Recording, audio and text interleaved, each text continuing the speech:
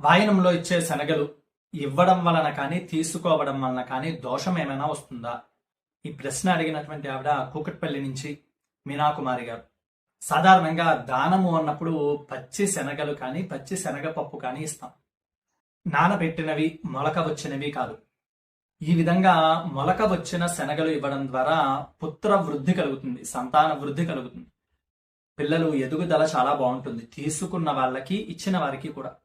దీనికి ఒక వ్రతం కూడా ఉంది. మాఘమాసంలో ఆదివారాలు అలాగే మాస శివరాత్రి ఏకాదశి రోజులలో మొలక వచ్చినటువంటి పెసలు, శనగలు, బొబ్బర్లు ఈ మూడిట్లో ఏదైనా సరే లేదా మూడు కలిపైనా సరే ఎవరైనా పిల్లలు ఉన్నటువంటి దంపతులకు ఇచ్చినట్లయితే సంతానం లేని వారికి సంతానం కలుగుతుంది. అలాగే సంతానం ఉండి కూడా అనారోగ్య బాధలతో ఇబ్బంది పడుతున్న వాళ్ళకి ఆ అనారోగ్య బాధలు తొలగిపోతాయి.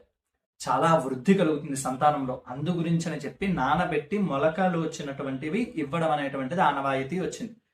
దీనిలో ఎటువంటి దోషము లేదు. అందరూ తీసుకోవచ్చు, అందరూ ఇవ్వచ్చు కూడా. ఈ ధర్మాన్ని అందరికీ తెలియచేయండి. ఈ బాధ్యత మీదే. సర్వే జనా సుఖినో భవంతు.